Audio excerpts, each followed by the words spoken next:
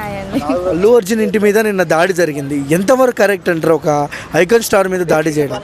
దాడి జరగడం తప్పే అండి. కాకపోతే వాళ్ళు అన్నట్టు ఒక 25 lakhs ఇస్తామన్నారు కాబట్టి వాళ్ళు ఇచ్చుంటే అది జరిగేది కాదేమో అని నా ఫీలింగ్. అంటే అల్లు అర్జున్ గారు కానివచ్చు, మైత్రి వాళ్ళు కానివచ్చు, సుకుమార్ కానివచ్చు, వాళ్ళకి అండగా ఉంటాము, ఎంత డబ్బులైనా ఖర్చు పెడతామన్నమాట మన ప్రెస్ మీట్ లో చెప్పారు. కానీ రాజకీయాల పరంగానే అల్లు అర్జున్ గారు తొక్కాలని చూస్తున్నారని అర్థమవుతుందని కొంతమంది అంటున్నారు.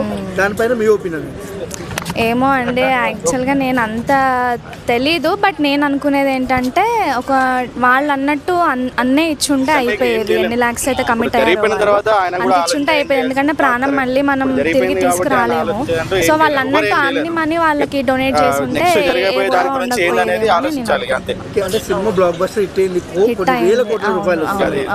వాళ్ళ అంత అభిమానం ఉన్నందుకు ఆయన కూడా సపోర్ట్ చేయాల్సింది. బట్ ఆయన తప్పు కూడా ఏం లేదు. బట్ ఇంటిమేషన్ ఇస్తే అయిపోయేది.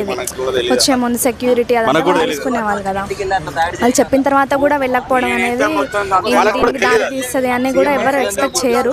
బట్ వెళ్ళాల్సింది.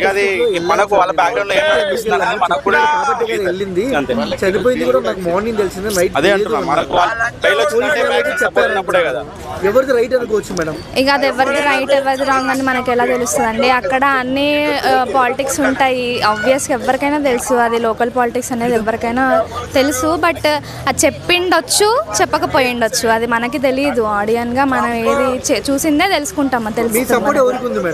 సపోర్ట్ అంటూ ఎలా అండి, ఇప్పుడు అల్లు అర్జున్ అంటే ఐకాన్ స్టార్, చాలా గ్రేట్. ఇప్పుడు తను ఒక తెలుగు ఇండస్ట్రీకి ఒక మంచి ఫేమ్ రావాలని చెప్పేసి ఆయన అంతా లీడ్ తీసుకొని ఒక అవార్డు కొట్టాలి అని చెప్పి ఆయన ఎంతో కష్టపడి ఇది చేశారు, ఈ ప్రాజెక్ట్.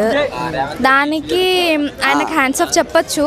బట్ ఇట్లాంటివి జరిగినందుకు ఆయన తప్పేం లేదేమో. బట్ ఈ సెక్యూరిటీ చెప్పిన తర్వాత కూడా సెక్యూరిటీ తను తీసుకొని వచ్చుంటే ఇప్పుడు ఇద్దరు ప్రాణాలు కదా. ఇప్పుడు ఆ అబ్బాయి కూడా కోమాలో ఉన్నాడు.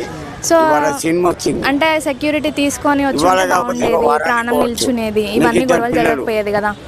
అది నా ఫీలింగ్.